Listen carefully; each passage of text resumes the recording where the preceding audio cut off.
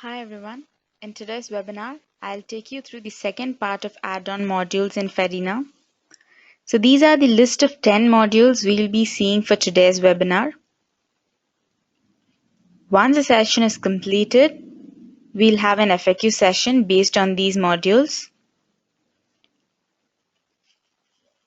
Right now, let's begin the session with the first module, data export.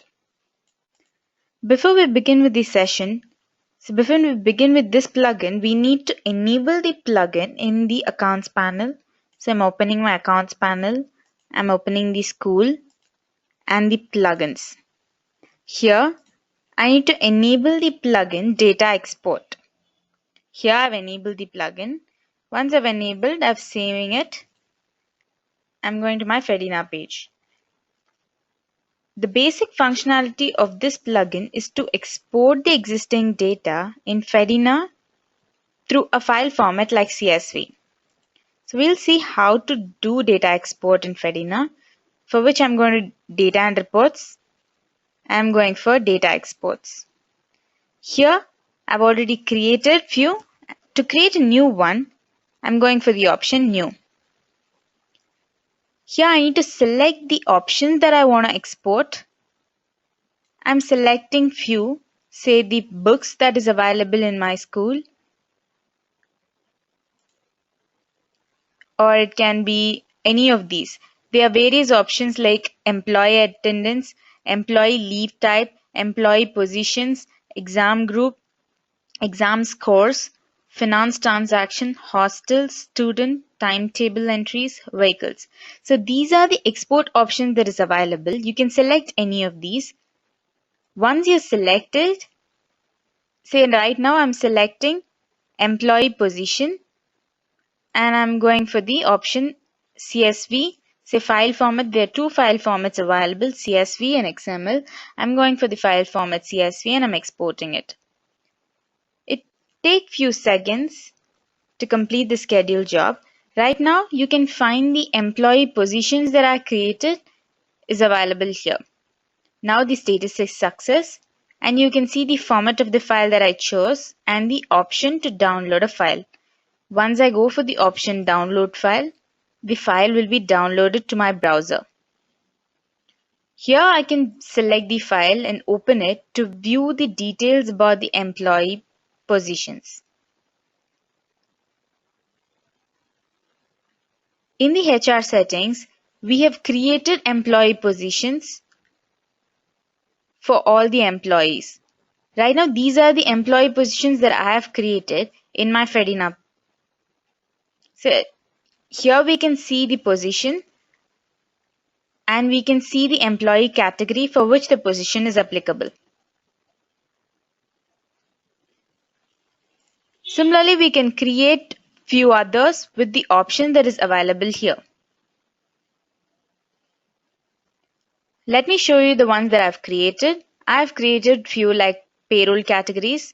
To view the categories that I've created in Fedena, here I get to see the subjects that I've created in my Fedena page. The employee categories that I created, the courses that are available. So let's view the file for the courses that is available in Fedena. Right here you can see the courses that I've created in Fedena, the course name, the course code, the section name and the grading type. So for the respective course name, what is the grading type is getting displayed here. Let's move to the next module. So the next plugin is the custom reports. Before we go ahead with custom report, we need to enable the plugin in our accounts panel. So we are going to the plugins and we are enabling the custom report option. We've already enabled the custom report plugin. So let's go to the Fedena page. And let's go to data and reports to view the custom report. This plugin will enable a user to obtain a customized report. This report will be the data we require from the existing data of Fedena. So we can get two types of report. It can be a student report or an employee report. So to get a student report, I can go for the option new student report. To get a new employee report, I can go for this. Let me go for the student report now. Here I can need to give the name of the report. Let me give a name for the report.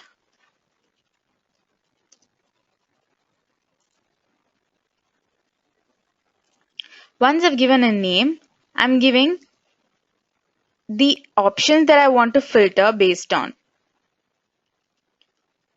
See, there are various options. These are the criteria based on which we want to view the student report. Say, I want to view the student report based on the admission number or the first name of the student, or based on any criteria. I want to filter the students that is available in Fedena, and I want to view the list of students. At that case, I can go ahead and select any of these criteria. There are various criteria. You can go ahead, select the nationality, and once you select the nationality, it will ask you to explain the criteria right here. Say, what is the criteria that I want to? Say, there might be different countries from which the students might be from. So I need to enter the country name so that the students who belong to the country will be filtered and their respective data can be seen. So right now I'm going for student number, and I'm going to enter the option. Say, the student number, the category that I've chosen has an equivalent category like, and I'm going to choose the options that I want to see, the fields that I want to view in my report. So based on the filter, I can view the options that I want to see. Say I want to go for admission date, first name, gender,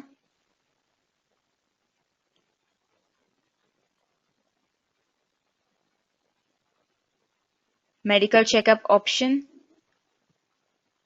Like this, we can select the option that we want to view. Once we have selected, we can arrange the report right here. Say which is the first column that we want to view in the report. Is it the date, admission date, or the first name? So I'm moving the admission date to the top and the first name as the second column.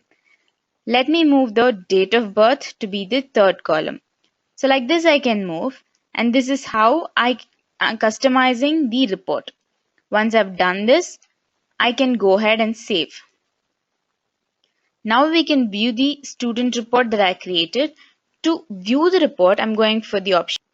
The report has the first name that I chose, the admission number that I've already chosen in the report. So this is based on the criteria that I have chosen. So I want the first column to be the first name, the second column to be admission number, the third column to be date of birth, and so on. So this is how I wanted the report to look like, and I've got a report now. I can go ahead and take a CSV report by going for the option Export CSV. Similarly, an employee report can be generated, for which I can go for the option New Employee Report. Again, here I need to enter the name of the employee report and select a criteria based on which I want to filter this employee. So it can be any of these. You can select a particular date or a particular qualification or a particular department.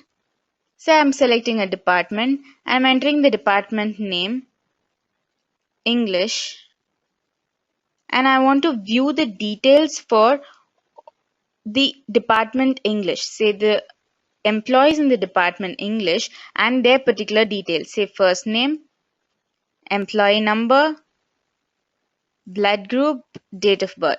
I can rearrange it as per my convenience. I can go ahead and save. So once this is done, we can view the report by going for show report. Now you can see the employees who belong to the particular department, say English, and their employee number with their blood group and the date of birth. I can go ahead and take a CSV report from here. So that's all about the custom report plugin. I'm going ahead with the next plugin, custom imports. Let me enable the plugin custom imports. Here I'm enabling the plugin custom import in the accounts panel and I'm saving it. Once I'm done, let me take the custom import plugin, go into data and reports, custom imports. This plugin will enable a Fedena admin or a user to upload a data in bulk into Fedena. So we have various options that we can use. I'm going for the option new to see the option that is available. Right here you can see the model. These are the options that is available to make a bulk import of data into Fedena. It can be an employee admission, it can be a student admission, it can be a guardian admission, it can be a student attendance, student exam score, library book, store items, suppliers, stores.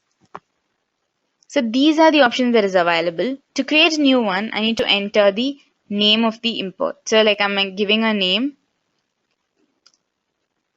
student admission. I need to select the model that I'm going to choose, say student admission, and it's asking me if I have to associate the additional details. I can enable this option if I want to enter the additional details as well in the custom import option. If not, I can leave it and go ahead and save. Now you can see the student admission that I've created is available here. We need to go for export CSV option. Once I select the export CSV, a file gets downloaded to my server, and from my browser I can open the file that I've downloaded. So it's an Excel file. In this file, we can find certain details that we need to fill in. It begins with admission number of the student, admission date of the student, the first name, middle name, last name, batch that the student belonged to, date of birth, gender, blood group, birthplace, and all the personal details of the student. There are certain mandatory fields that needs to be filled in. Only then the file can be imported. To import a file with the data properly, we need to enter the mandatory fields. So let me enter the mandatory fields right now. I'll tell you what are the mandatory fields. Here I'm entering the student admission number, which is a mandatory field. So I'm entering a number here and I'm giving a admission date. Say I'm giving today's date and the date format is MMDDYY. So I'm giving a date format for today's date.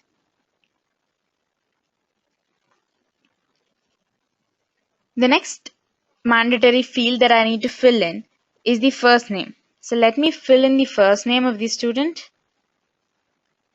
The middle name is not mandatory, so I'm leaving it. The last name is not mandatory, so I'm leaving the column blank.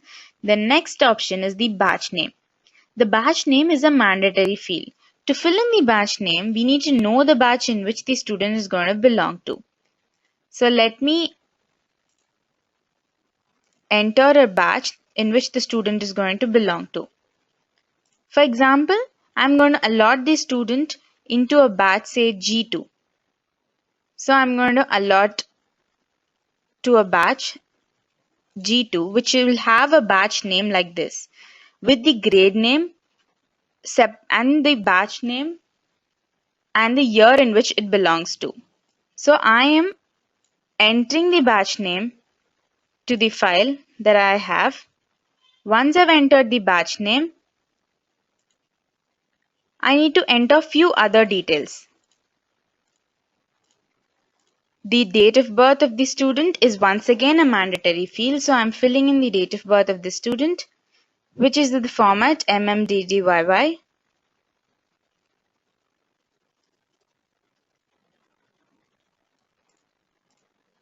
The gender of the student is again a mandatory field where I need to fill in with a capital F or a capital M. The blood group of the student can be skipped. The birthplace is not mandatory, whereas the nationality of the student is mandatory. So let me enter the nationality of the student.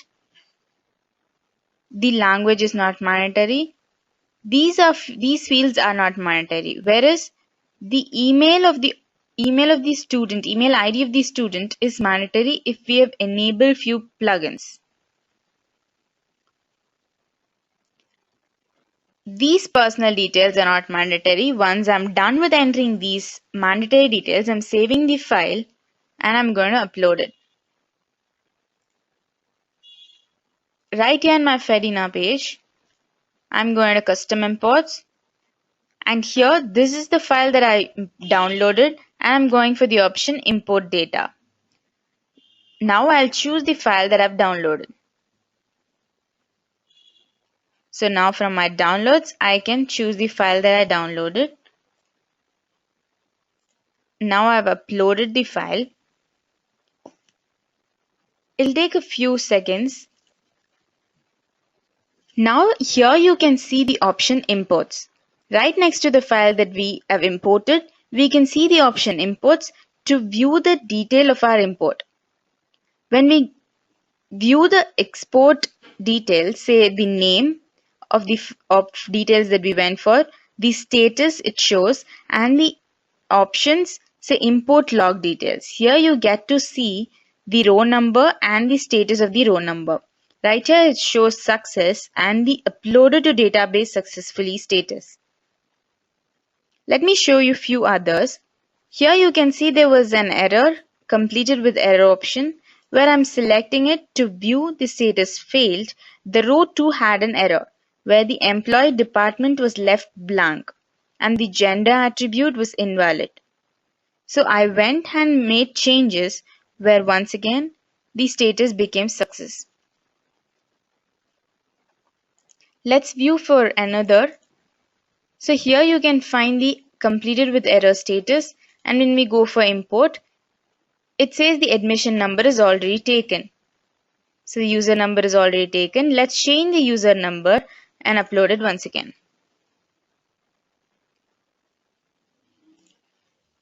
So let me save it and now upload the file again.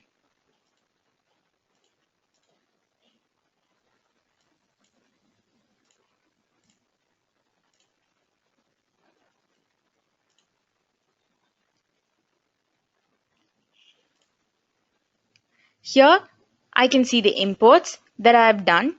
I've made changes to the errors that I've made, and here when I go for the import log details, it shows success status where the uploaded to database successfully. This is the description of the import that I've made. Now to cross check, let me type the student admission number that I've created now. So here you can see the student who I've admitted into Fedena using custom import. These are the details that we entered for the student, and here we can come back and edit few other details if we want to. That's all about custom import plugin. So let's move forward to the next plugin, applicant registration. We need to enable the plugins in our accounts panel. I've enabled the plugin applicant registration already. So I'm going to my Fedena page. I'm going to the plugin applicant registration in the academics. Inside the applicant registration module, I need to create a class. So these are the ones that I've already created. I manage a class by going for the manage classes and add class. Here I'm going to select a class for which I'm going to do the applicant registration. So I'm selecting a class from the drop down. I'm going for the grade 2 option, and I'm giving a minimum score for my applicant registration. For the applicants to register in Fedena using this particular plugin, I'm giving a minimum score. Say the school wants to give a minimum or a target, say 70%. The students who score above 70% can only be admitted. So I am giving a percentage, say 70, so minimum score to be 70, and the next option is the subject-based registration. Now Fedena is asking me if I want to go for subject-based registration or not. I'm selecting the option, and the subject-based collection is once again made active, and again Fedena is asking the maximum electives count that I want to give for the applicants who are going to register using this applicant registration. So let me give the maximum electives to be 2 and minimum elective to be 1.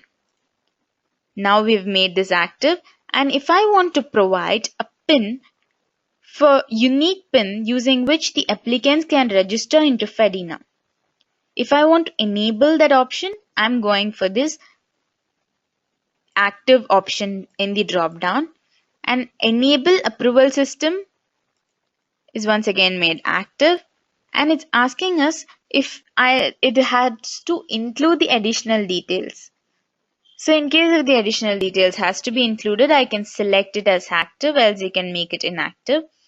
If I had to transfer the attachments while allotting, if I want to transfer any attachments while allotting students, I can enable it here, else I can go and create. Now for grade 2, applicant registration option is created, and you can see the cutoff mark, which is 70%. A student who scores above 70% will only be given the application to register. So you can activate it or inactivate it right here at any point. Let's go to settings and manage pin. So let me create a pin. Say create a set of pins for the students that I'm going to admit. I've already created for every batch here. To create a new one, I'm going to go for new, and I'm giving a validity for the pin. Say the from date and the to date. By default, it is 1 month. You can change it at any point. I'm giving the name for the pin. Say pin for grade 1. Here you need to enter the pin count. The pin count would be the number of students that you want to admit into a particular course using applicant registration. So I'm going for the count 5, and I'm going to make it active. And now it's asking me the class that this particular pin belongs to. So I'm going for the class grade 2, and I'm saving it. Now you can view the pin numbers, the set of pin numbers and the state active, and you can see the registration as not registered yet. So I'm going for the pin, I'm choosing it. Now as a student or as a parent, they need to register into Fedena using the applicant registration. So they can be provided with a separate URL, which can be the URL of the school /register. So this will be the URL that will be used for the student or the parent to register. Here, when you provide this particular URL to the students or the parents, they can select the class, say grade 2. They need to enter the pin that is provided for them. This is a unique pin.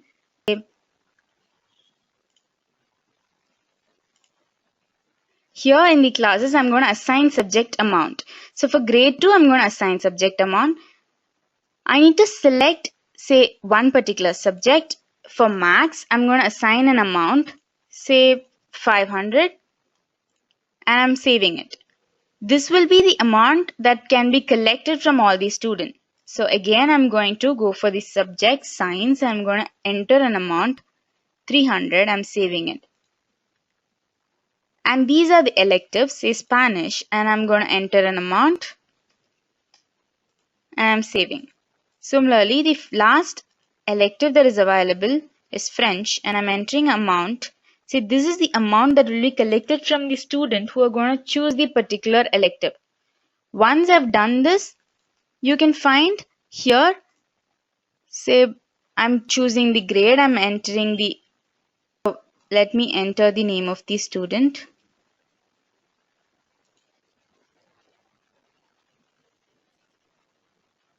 Let me select a subject, say French. Now you can see the existing normal subjects are 2 and the total amount is 800, and for every elective that I choose, the amount gets added.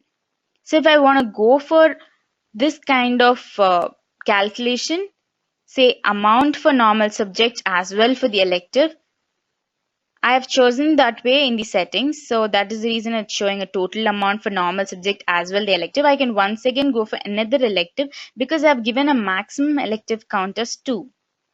I'm going for one more elective. Now the cost gets deferred. Let me enter a few other details where you have the option to upload a student photo by going for choose file. And these are other details like last attended institution detail, the parent detail. So let me enter the name of the parent. Once I've entered, I can go for attaching additional attachments if I want to go for choose file and attach the additional files. Let me save now. And the student is registered. The application has been successfully saved. Now the total amount is 1600. You can go for print application and you can view the application saying the student is admitted. See with the detail of the student. Now let's go to applicant registration and let's view the applicants under grade 2, the one that we created. So this status is still pending. You can find the status to be pending. Let's see why is the student profile not registered and it's still pending. You can see the applicant is not academically cleared. So you can go and mark as academically cleared if the student has cleared all the examinations, say previous examination. So there's one more error, the applicant has not paid the fee. So in case if the applicant has paid the fee, you can go for the option mark paid. So let me admit the applicant to a batch. Say there are two batches under a particular grade, say grade 2. Now I'm going to admit the student into the grade 2A section. So let me save. And now the student is allotted successfully to grade 2A section. Now we can view for grade 2. We can view the applicants and you can see the status as allotted. Similarly, most students can be allotted by providing a unique PIN for them. We're done with the applicant registration plugin. So let's move forward to the next plugin, Hostel. For the plugin Hostel, you need to go to Administration and you will find the plugin Hostel. Before which we need to enable the plugins in the accounts panel. Like in the plugins, I have enabled the Hostel plugin. So I'm moving forward. Here, the first thing that I need to do in the Hostel plugin is to create hostels and rooms. The first thing I have choose is the hostel and under which I need to create hostel. I've already created these hostel. So I've given a name of the hostel, say host block A with the hostel type. So this is the hostel type that is available in the drop down. So I'm going to select a type of hostel, say be it a common or is it for gents or is it for ladies. I'm selecting the type and I have few other additional details which I can enter. So these are not mandatory. So I'm entering these details and I'm updating it. I've created few other hostel names and with for various types. Once I've done, I'm creating room inside it. To create rooms, I'm coming here, I'm selecting a particular hostel type, say hostel block A, and in block A, I've already created these many rooms. To add rooms, let me go for the option add room, and I'm going to select the hostel type to be A and the room number to be A25 and the students per room to be 2 and the rent, so let me enter the rent for each room. Now these are certain additional fields that I've created and it's asking me to enter the number of rooms, number of beds, number of chairs and number of tables. So let me enter the total rooms that I want to create, say 5 rooms. And these additional details are not mandatory, so it will not be required that we need to fill in, but we can enter these details. I'm saving it. So let me give another room name and let me save it.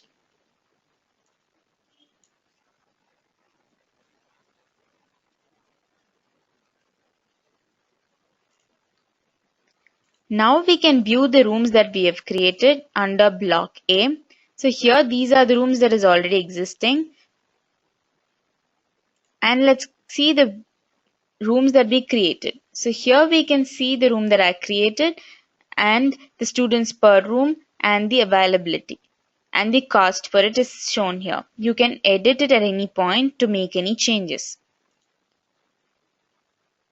The third option that we have is the room allocation. You can allocate a student into a room by searching the student name. So let me search a student name here. The student that I've admitted now, so I'm going for the student. And based on the student gender type, the hostel type is automatically displayed here. So hostel B and block 1 is available. So I'm allotting the student into one of these hostels, and it shows the list of rooms that is available in the hostel and the availability status. So you can see the available status, and I'm allocating the student into one of the rooms by going for allocating. The room is allocated for the particular student. You can do the same by typing in the name of the student here. Once the rooms are allocated, and you can collect fees for hostel by going for fees collection. Here you can go for batch-wise fees collection or user-wise. Well, let me show you how to go ahead for batch-wise. You need to give a name for the fees collection, say hostel fee. And you need to give a start date, end date, and a due date for the fees collection. So let me give a start date, end date, and a due date. Once this is done, I need to select the batch that it belongs to. So let me select a batch, and I'm creating. So now the fees collection is created. So let me select a batch, and for the batch you can see the fees collection that I've made is available here. So this is the fees collection that I've created. Similarly, an user-wise fees collection can be done, for which I need to choose any of these and select a batch, select a fees collection, and search a student. So once I can search and assign the student a fees collection. To pay hostel fee, you can go for the hostel fee pay option. Here you need to select a batch that the student belongs to, say G2A, and these are the hostel fees that is scheduled. So I'm selecting hostel fee, and you can see for the student, the amount that the student has to pay is 1000. I can select the payment mode, the payment note if required, and I can go for the option pay fee.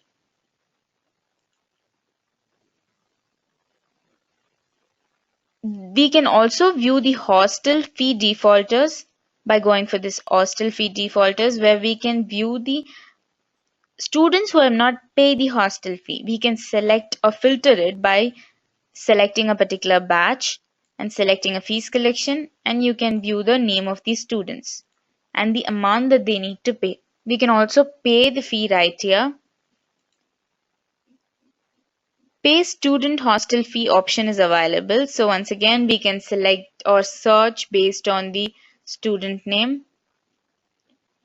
and select the student profile. So now you can select the fees collection that they need to pay.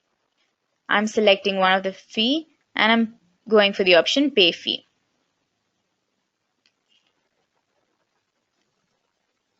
The next option that is available is the reports. To view the report as the number of available rooms, the total number of rooms in every block that is available and that is occupied can be seen here, and the warden who has been assigned can be seen here. You can also go for an export CSV option by selecting export CSV right here. The other option that is available are the additional details.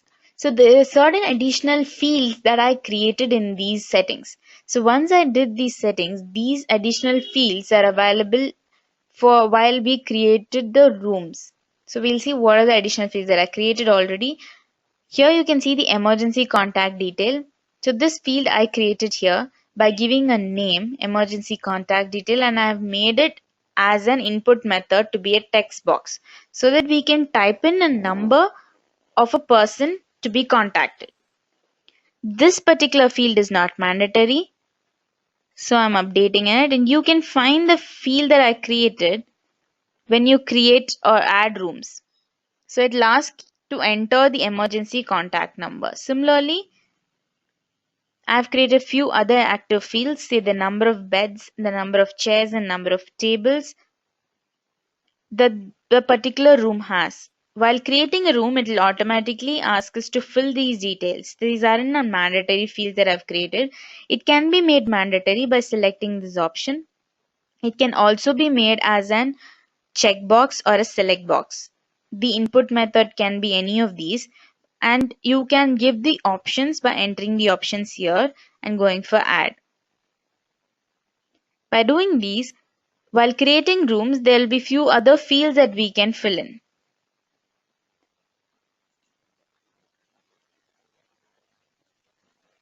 That's all about hostel plugin. So let's move ahead with the inventory plugin.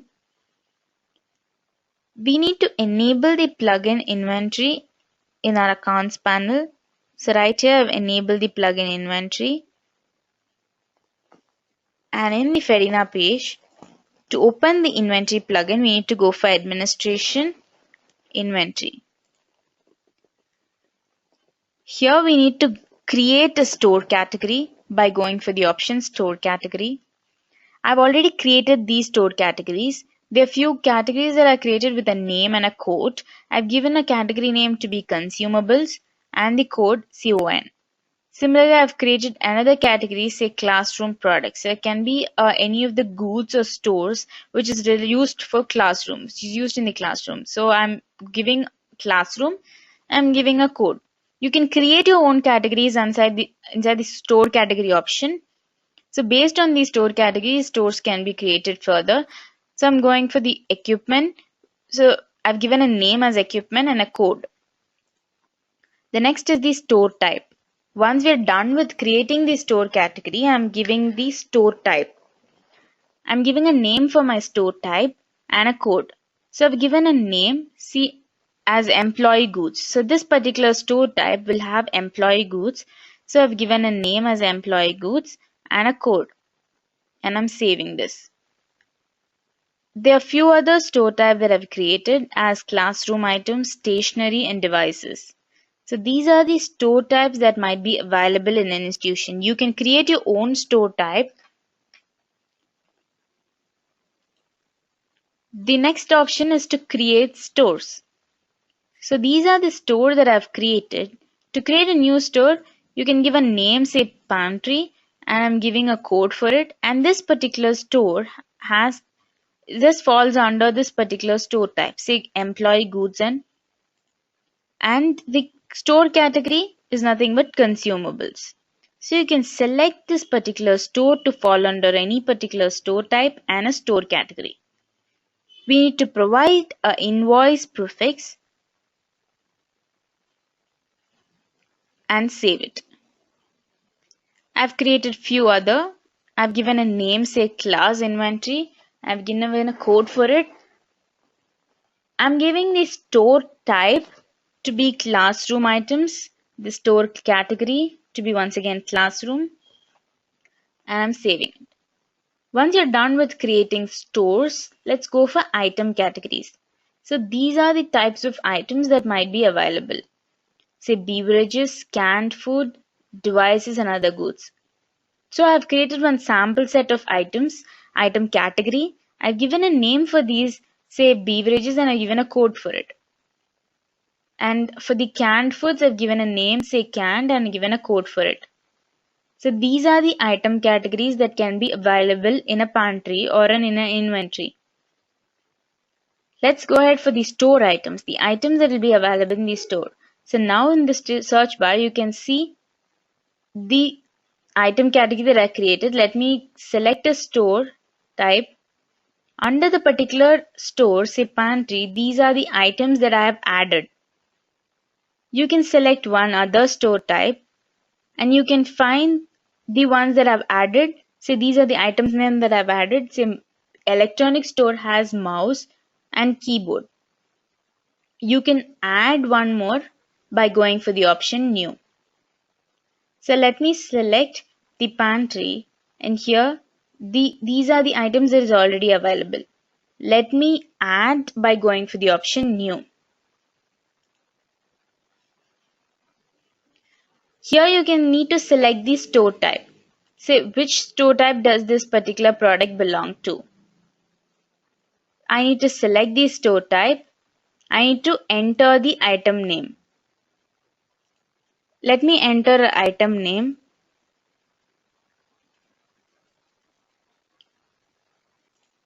and I'm entering a code.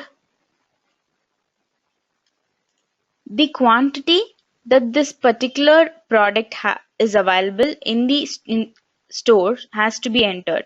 Say what is the quantity of the product. Say there are some 20 or 30 packets that is available, so I'm entering the number and the unit price of each. How much does each product cost? Say let me enter 15 rupees.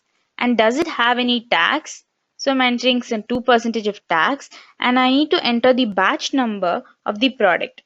So let me enter a batch number for it. And is this product is sellable? So yes, this product is sold in the pantry. So I'm going for sellable, and it's asking me to select the item category. Which particular category does this product fall under? It is a packed one. So I'm going for packed, and I'm saving it. Now when I go ahead and select the store type, say pantry, you can see the items that are added. So this is the way how we can add items to the store type in an inventory. Once we come into a store type, we need to select the store type, add products that is available in the pantry or the particular store. So let me show you the next option, supplier type. Here, these are the suppliers that I've created. Can be any kind of suppliers that is there. I have created a few sample, can be a water supplier, beverages suppliers, stationery suppliers. So I have given a name for them and given a code. So I've created it that way by giving a name and a code. Once the supplier types are created, we need to add suppliers. So detail of the suppliers can be added here by giving an option new. Say I'm going for the option new and enter the supplier name. So here you need to select the supplier type. What kind of products do they supply? So I've selected the supplier type to be stationery suppliers, and I've given a supplier name. I've given a contact number, and these other fields can be filled in and saved. Few other supplier detail can also be added. At any point, you can go for a PDF report or a CSV report to have a track of the suppliers that the institution has. The next option is the indents. Indents can be raised by any employee who's been given the privilege to raise indent. So let's see an employee profile, and we can raise an employee indent through an employee profile, for which let's see if the employee has an privilege to raise an indent. I'm going for users in administration. I'm typing the name of an employee, and let me see the privilege by going for edit privilege and see if this employee has a privilege for inventory. Here you can see the employee has a privilege to manage inventory, inventory basics and inventory sale. Inventory basics and inventory sale is enough for an employee to raise an indent or raise a sale. So once these plugins are selected, I'm going ahead to save. Now let me log in using this particular employee profile. I'm logging out as an admin. I'm giving a password. Once I've logged in, I'm going to the inventory plugin in the administration. Here you can view, just because the employee is given the privilege to view the plugins, in the profile you can find the plugin. And let's go for the inventory option. Here let me raise an indent as an employee. So to raise an indent, I should go for the option new. There's an already existing indent. These are the existing one raised by this particular employee, and the status has been given as issued. So let me go for a new one and create an indent. Now I need to select a store in which I'm going to buy products. So I'm going to select a store, say pantry. I'm giving an expected date here and giving a description if required. Let me select a store item from the store type that I selected. So here you can see based on the store type that I selected as pantry, these are the store items that is available. So let me select milk. And the available quantity is 20. Let me enter an amount, say 7 packets is what I need. Now, is this issue type temporary or permanent? It's a permanent, so I'm going for permanent, and you can see the unit price to be automatically showing us 15 rupees. And the batch name. The batch number is automatically described based on the number that I've given. I can even add one more product by going for add item. I'm saving it. Now the indent is successfully created, but this indent has to be approved by the manager of this employee. Only then the indent will be issued. So now you can see the status to be pending for this user, and the manager of the user is the admin. So the admin has to accept the indent. So let me log in as an admin.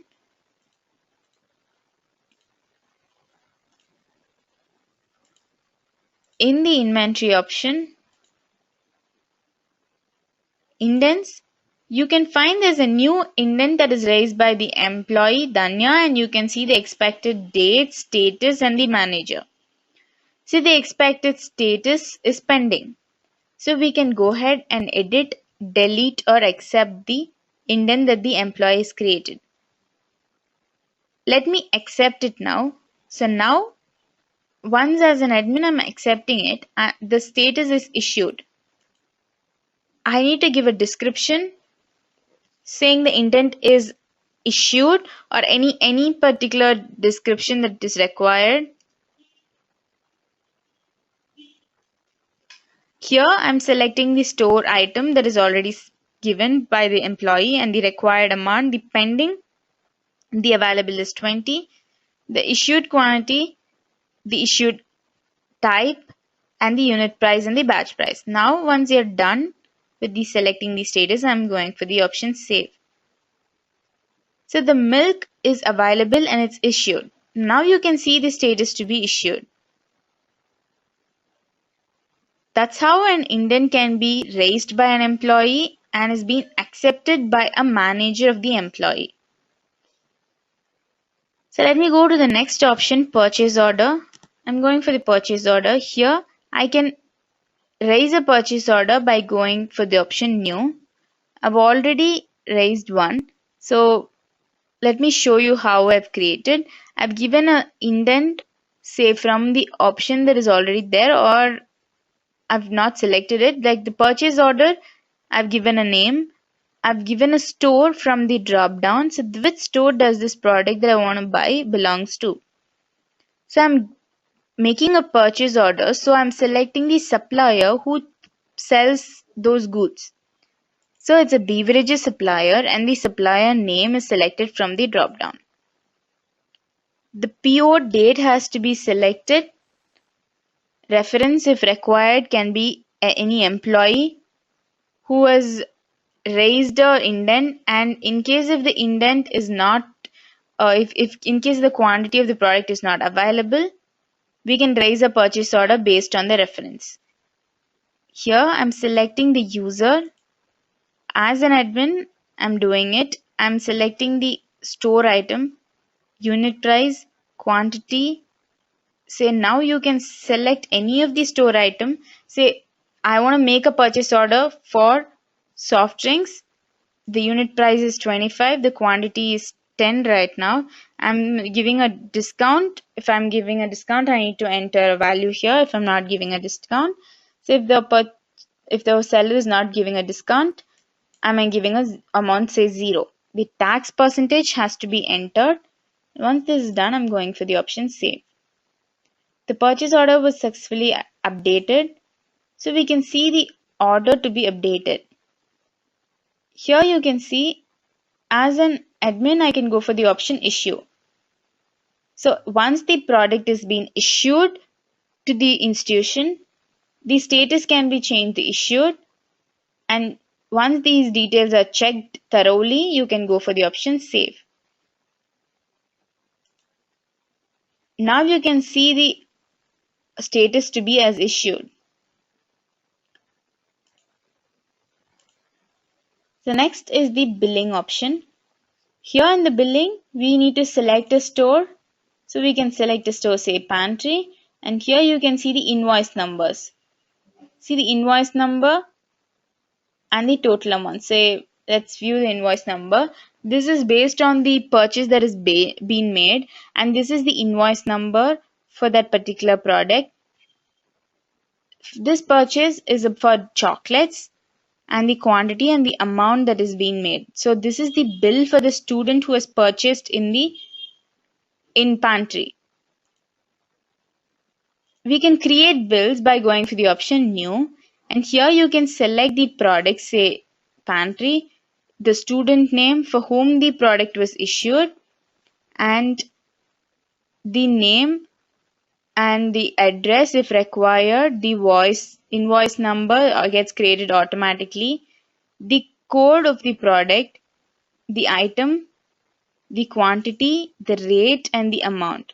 So once these are done, additional charges if there is any, I'm selecting all these. If I want to give a discount, I can enter the discount value here, and the total is made paid option and given save.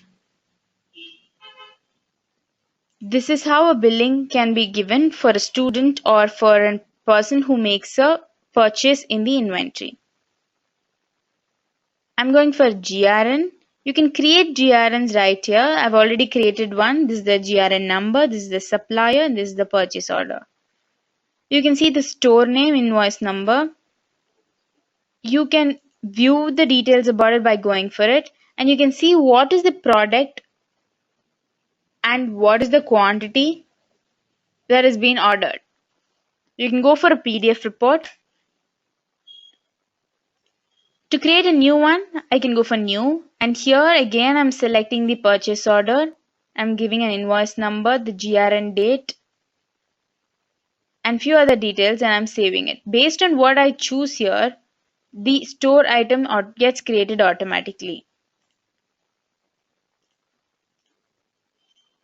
Let me choose one more purchase order. You can see the store item category. Store item differs with the purchase order. Now we are done with GRN. Let's see the reports for the inventory module. Here you can see the reports and the sales reports. To see the reports, I need to select a category, say a particular category, and filter it based on it. I can select a category and sort type. So let me select a category, say Indian, and sort type. And I'm going to select a start date and an end date. Let me select today's date or tomorrow's date, and I'm searching. So these are the indents that is being done, and based on the sort type, which is like all, so all the one that is issued, that is pending and rejected will be shown here.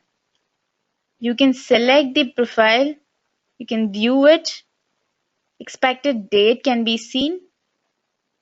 Similarly, few other categories can be selected and their respective reports can be viewed here.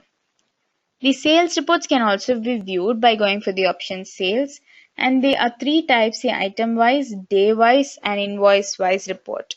So if I'm going for item wise report, I can view the item wise report. Say I'm selecting an item, I'm selecting the item category, I'm selecting a start date and an end date. I'm going for the option search. Now, based on the item wise report, you can see the available quantity, the sold quantity, and the amount collected using that particular sale. So we've sold 4 chocolates and we've got an amount, say 40 rupees. Let's see for other option that is available.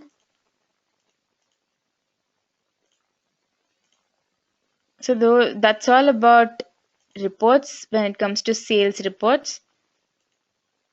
We're done with the inventory plugin. Let's move forward to the next plugin, library. We need to enable the plugin in the accounts panel. So I'm going to the accounts panel, I'm going for the plugins, and I'm enabling the plugin right here. Once I've enabled the plugin, I'm going for the option save.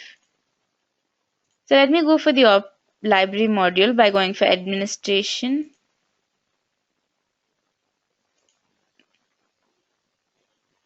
In the academics library, and here I need to manage books before allotting or issuing a book to a student. So first I need to manage the set of books that the library is going to have. I'm going for the option manage books, and here I've already created a set of books.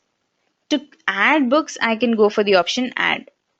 Here I can give the book edition mode. It can be based on a general mode or a barcode. If you want to go for a barcode, you need to enter the barcode number. I'm going for general right now. So I can enter the book number, say any book number that I want to enter, and the title of the book. Once I've entered the title and author, I need to select the tags. So let me enter the title of the book.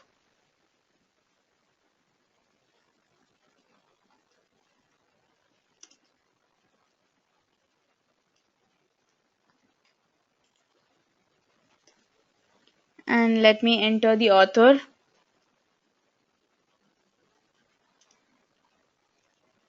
I've entered the author and I'm going to select the tag for the particular book.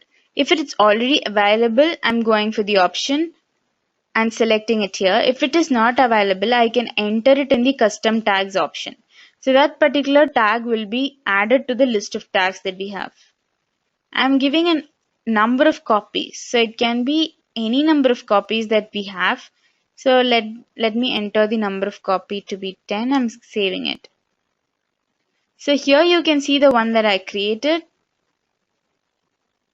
So these many books that I've created, and these are the number of books that we have, and it's all in the status available.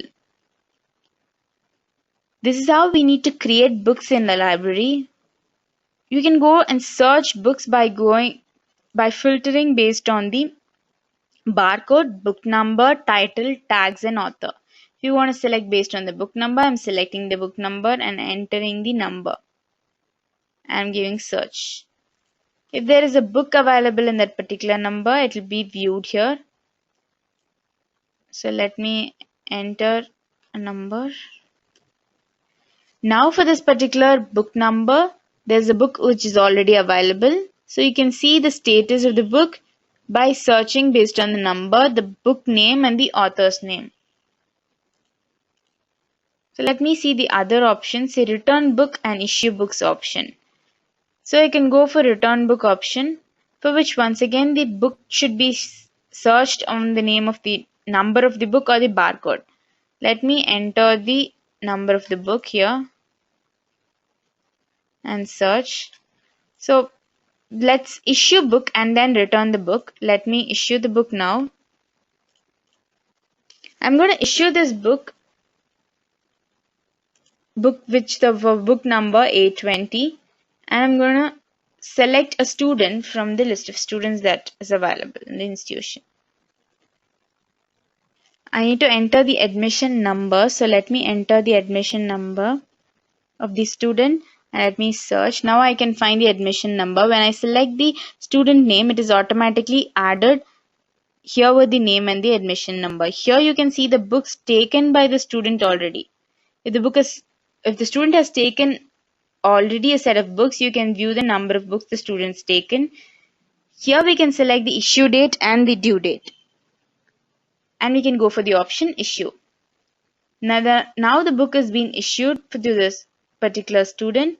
In the return book option, if the student wants to return a book, we can go ahead and enter the number. And now you can see it has been issued. And if to return it back, I can select the option return here. Manage barcode is another option where we want to manage barcodes instead of book numbers.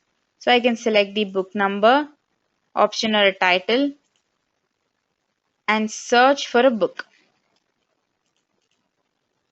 So now you can enter the barcode for a particular book that I've searched for. If I want to go ahead with barcodes, I can enter the number here so that the filtering option based on barcodes will work. I'm going for the library settings, under which I can select a class, say a particular student. Say I'm going to add a new one by giving a category name. It can be any of these categories. Say I'm creating a new settings. Say the books issued, say books issuable for this particular group of students who belong to a particular class or a group, say sibling category or a staff student category. So we are giving a privilege for a group of students in a particular class. For that, we can go to create a new one and enter the number of books that can be issued between the time, say the time period can be entered once again here. So I'm entering the time period, say 30 days, and I'm entering the number of books that can be issued, say 2. I'm going for the option submit. Let me select the category and I'm submitting. Here for the grade 2 and the students who belong to the sibling category will be issued 2 books. The time period is 30 days. So this is the library setting that it can be done, and the movement log can be seen here. All we need to do is select an issue date or the due date and select a date to search. You can see for today's date, the issue has been made to one of the students. We have options for book renewal. So we can go for the book renewal option where we can renew a book. Let me enter the book name number, and so if the due date is over for a book, I can enter the number here and I can search the book. So let me enter a number. Say for this particular number, this you can see the book is being allocated to a student, and that student has a due date of July. So the issue date, in case if I want to renew it before that, I'm going for the option renew. So now the students wants to renew the book and I've renewed it for the student. Manage book additional details is available here. So in case if I want to create any fields that the student or the library needs to fill in, I can go for these additional fields. That additional fields can be created here by giving a name of the field, making it mandatory if required, and selecting an input method. It can be any of these fields that we want to view in the library option. We can also collect fines for library when the student does not return the book after the due date. So I can go for library fines. Here you can go for the payer by giving a name. See, when you when you enter a name, you can search the students.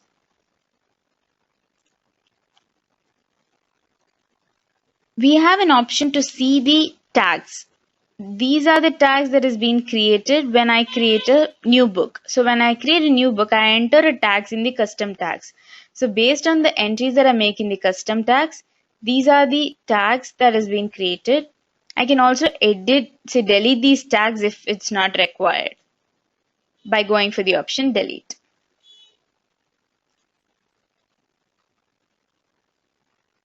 That's all about library module. We can move ahead with the next module, online examination. To create online examination, we need to enable the plugin online examination. Here in the accounts panel, I've enabled the plugin online examination. Let me go to the examination module under the academics, where we will find the online examination.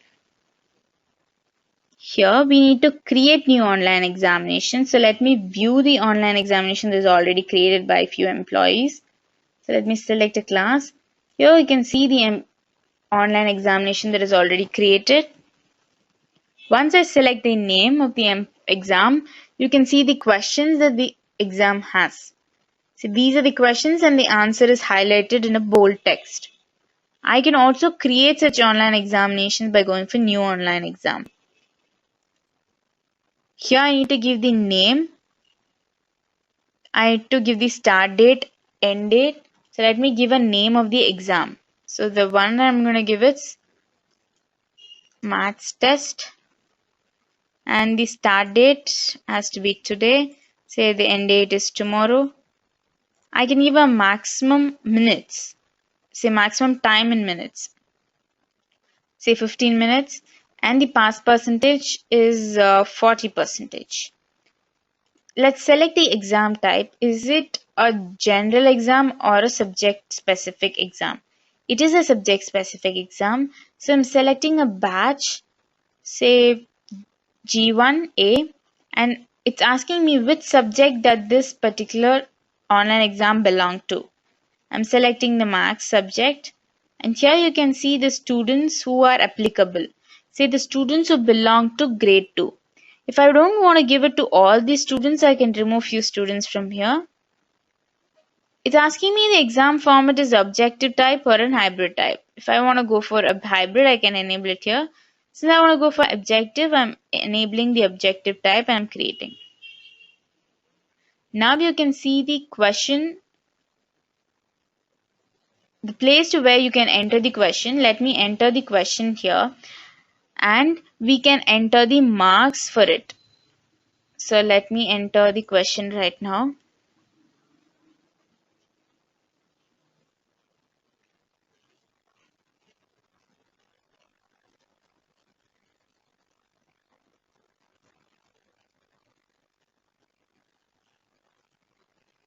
So for example, if I want to give a question like this, and this is the question, and I want to give options for the answer. Say, since it's an objective type, the students are given a question and they're going to calculate and find an answer.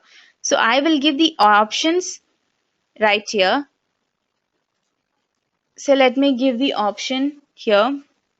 One of the option is 2, the other option is 6, and I can add more option by going for the option add, and I give another option. Now here I can go for the option, say select it as answer. If this is the answer, I can say this is the answer. So I'm selecting this as the answer, and here I need to enter the marks for it. So how much marks does this belong to? So like I'm gonna mark, say 20 marks is what I'm conducting for. I can go for create. The questions is created successfully. If I want to create one more question, I can do the same here. Let me go back to the maths test and you can see it here. The question that I created is available right here. If I want to go add another question, I can go add another question. If I want to import a question from an existing test, I can go for import questions, or a rearrange question is available. So let me go for the publish exam option. I'm going for publish exam. So the exam is published. A student for whom test was applicable will be allowed to take this online examination through their profile. So let me log in through one of the student profile.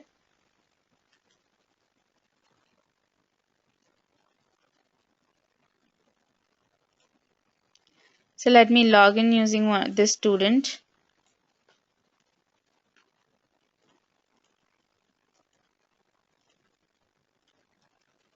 I've logged in.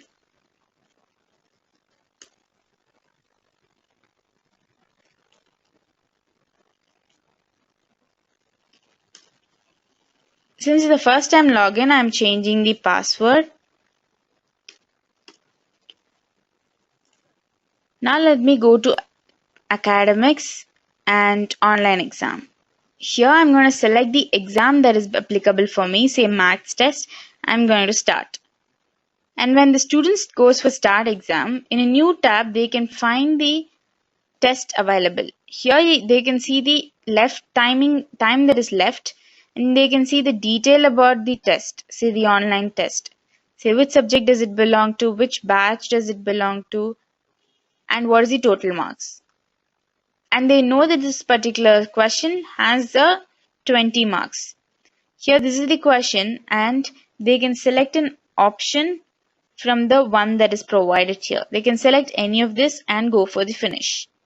Once they're done, the result will be shown here. So let me select an answer and go for finish.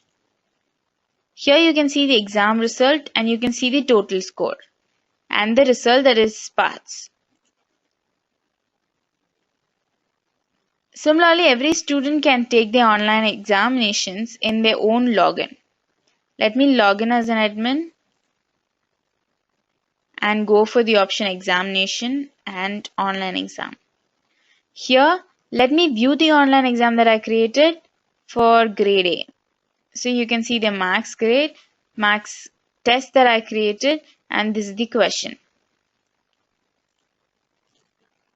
To view the exam results, I can go for view exam results, select the particular batch, and select the test. You can see this result. Say those students who have taken part, the score of the student, and the result of the student. We can also go for the option reset exam. By going for reset option, once the test is over, or say the student has to take it once again. If the student hasn't done well and you want to allow the student to take the test once again, you can select the batch and go for reset by selecting the exam. Now we can select a student. A particular student can also be selected and reset. Again, the student from their own login, they can once again go for the same online exam. This is how the plugin online examination works. Let's move forward to the next plugin, transport, for which we need to enable the plugin transport in our plugins. Accounts panel, plugins, I'm selecting the particular plugin transport. And in the admin login, I'm going to administration, transport option. Here I need to create routes and vehicles before I can allot a student into a particular vehicle. So I'm going for set routes. Here I need to set routes. So I've already created few routes. To set a route, I'm going for add routes. Now I need to give the destination, say the last point, and again I have to give the every particular stop in that destination, say in that particular route. So I'm giving a destination right now.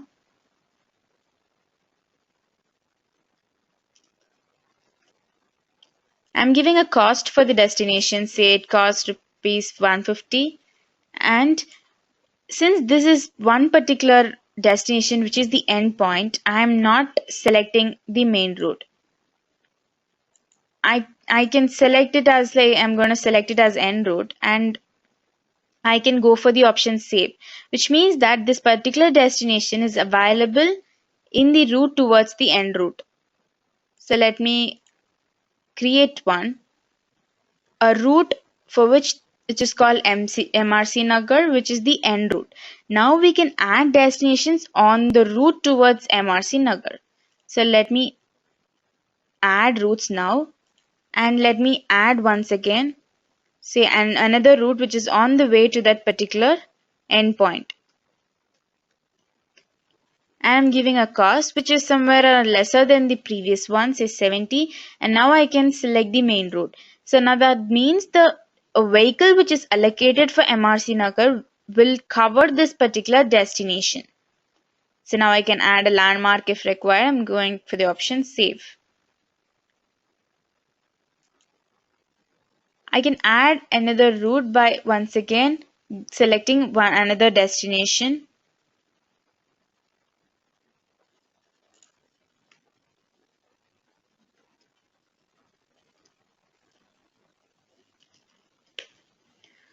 And I can enter a cost, say it's lesser than the previous one. I'm selecting the main route and I'm saving. Now let's assume we are done with creating the routes. Let's add vehicles and assign a vehicle for this particular end route. I've already created few vehicles. I'm going to add few vehicles by giving the vehicle number.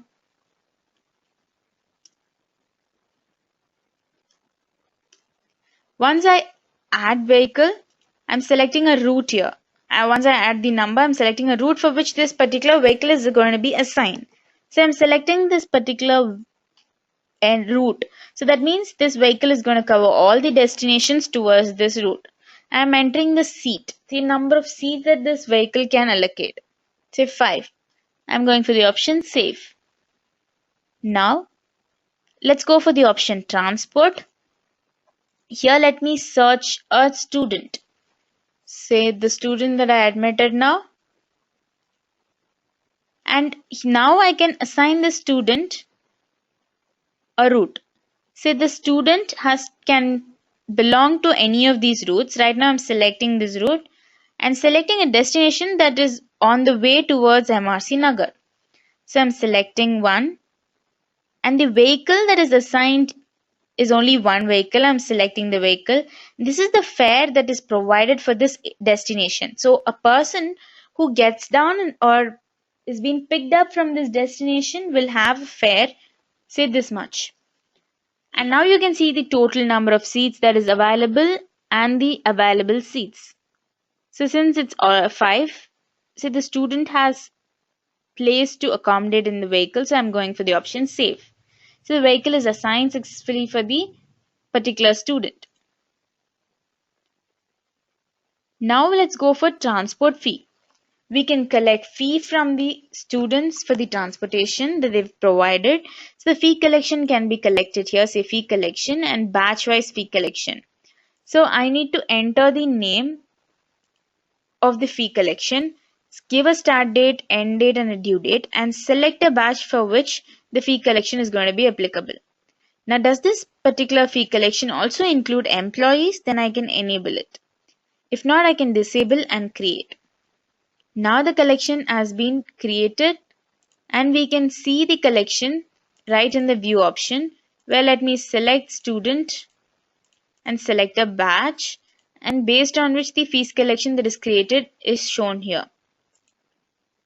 A user-wise fee collection can also be done, where you need to select the option and select a batch and allot a fees collection that is already existing. We have another option to pay fee. Here you can go for pay fees option. It can be a user-wise payment, batch-wise payment. So let me go for batch-wise so that I can view all the students. So I'm going for G2. I'm going for the particular fees collection that I've created for this batch. I've selected and I can see the student available here. So when I select it will show the drop down with the students who are available in the particular batch who are availing for a transport in the school. Now you can see the amount that the student has to pay and go for pay fee. This is how the student can pay their transportation fee. Once they pay the fee, the admin or the employee who is in charge can go for the option pay fee paid in the module.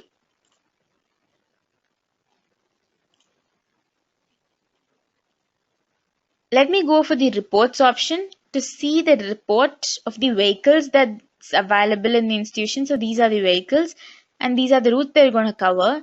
And you can see the number of seats that is available and the number of seats that is there in the vehicle. So you can go for a CSV report here. Export as CSV is available. There are few other options, say manage route additional details. So we've been entering routes here. So while entering routes, if I want to have few additional fields that I have to fill in while I make a addition for the route, I can create such fields here. So I've created one field, say landmark, which I've given a name, say landmark, and I want that landmark to be provided in a text box. So I'm given the input method to be text box and I'm updating it. So that a person who is going to enter a route will also enter this particular field, say landmark. If you want to have this option, you can have it. The next is manage vehicles additional details.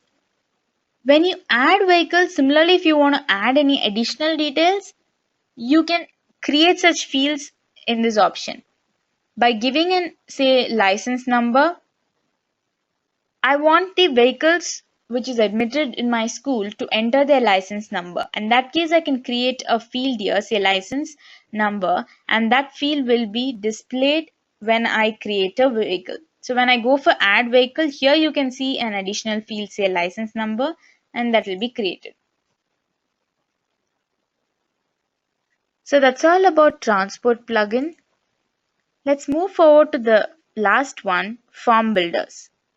Before we go ahead with the form builders plugin, we need to enable the plugin in the accounts panel. So let me check. I have enabled the plugin form builders. And let me go to my Fedena page and go for collaborations and go for forms. Here I can create form. Say I can create a template and I can use the form template to make forms. I can also make feedback forms. So let me show you how to create templates by going for create form templates. Here you can see we can provide the form name right here. So let me provide a name for the form.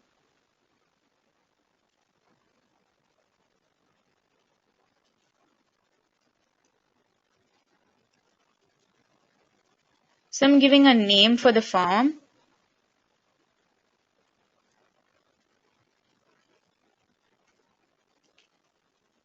So once I've given the name, I want to select the fields that I want to have. Is it a single line text? Is it a radio button? Is it a checkbox that I want to have? Is it a paragraph or a drop down or attachment? So I can select any of the option that is available. So let me select a checkbox now. So once I select a checkbox and I'm going to drag and drop it here. Now it is provided the checkbox. When I select this option, the settings you can see for the particular checkbox that I made. It can be option 1 or option 2. So let me drag one particular, say, radio button if I want to. I can go here and select the radio button. There are two types, say radio button and checkbox in my form.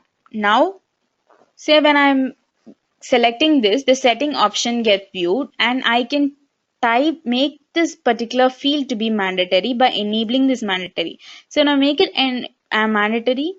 This particular field or this particular question has to be answered mandatorily in the form. I can even disable this and label the particular question. So let me label the question as I'm giving a question in this template.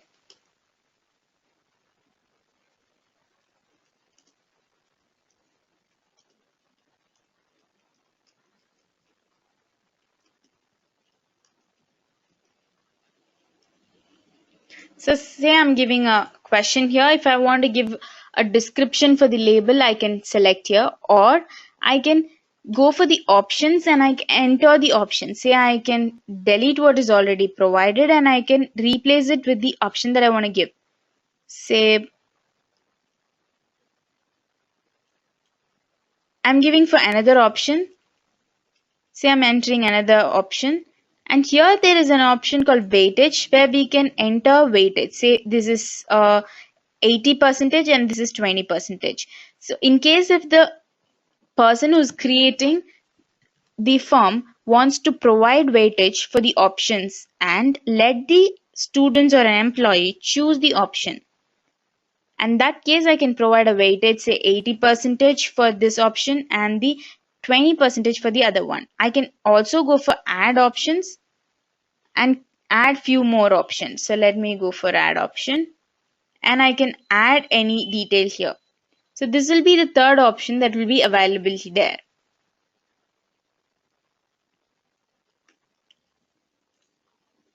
Now the question and the options are seen here. You can select the next one. Once again, you can create such question. And once we are done with it, let me save the template right now. So the template is saved. You can view the template in the form templates option. So under the form templates, you can view few templates that I've already created. So the one that I've created here is seen. When I select, these are the question and these are the options that I've provided. If I want to use this particular template, I can go for the option use template. And here I'm going to give a form name as trip details, and I'm going to select this particular form. Is asking me if this particular form is a feedback form. No, it's not a feedback form, so I'm not enabling it. And it's asking me the visibility, is this form meant to be public or private?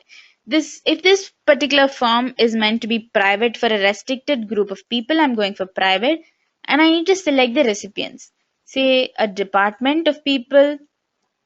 I'm selecting one department, going for select all. I'm selecting one more department, I'm going for select all. So these are the two department people who will department employees who will answer for these form. And I can also go ahead for students. So let me select a particular batch, C1, and I'm selecting the students who belong.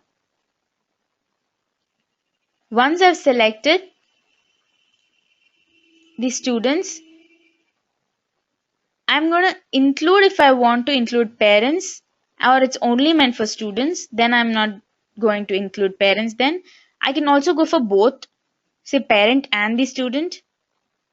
If I want to provide a user reference, say if this particular form is editable, say if the recipients can go for a multiple submit, I can go for the option multiple submit. Else, I'm going to make it editable if I want to, and I'm going to give publish. Now the particular form that I created is published.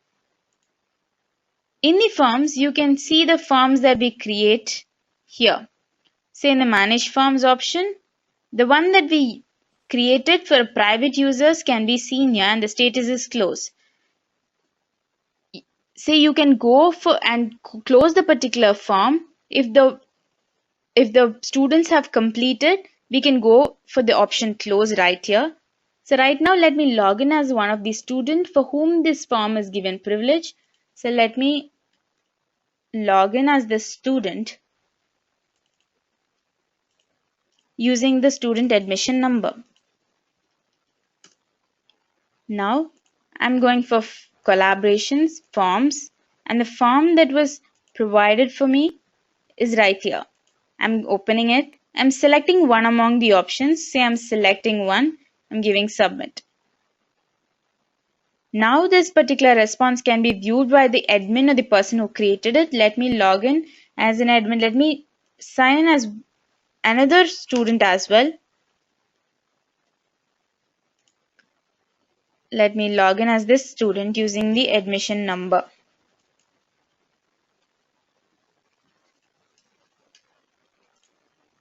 I'm going to collaboration forms. Here in the forms once again, I'm using the form. I'm selecting an option. I'm going for submit. So now I can view as an admin the form that I created. I'm going for collaborations, forms. When I go for the manage forms and when I can select the form that I created, I can see what are the options that was provided by the students. Say one student has gone for the option play and the other one has gone for the movies option. I can view all such options here. I can go for the option to take and export as CSV right here. Once I'm done with it, say once I'm done with getting the answer from the students, I can close it at any point by going for the option close. Again, I can reopen if it's required. So these are the forms that we can create and allow students to reply for it. There is another type of form, say feedback forms.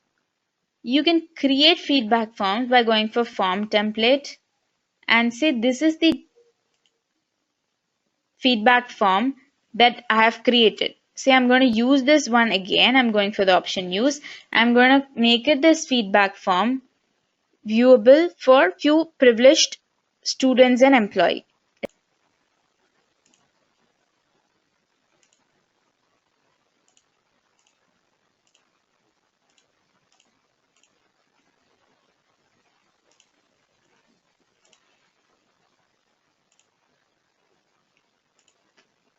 Let me search for an employee profile for whom the particular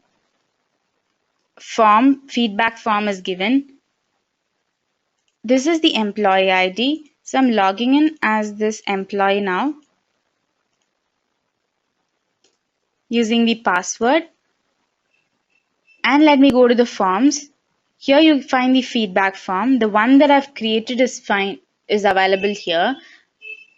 Now as an employee, I can reply to this form, say give a feedback for the form.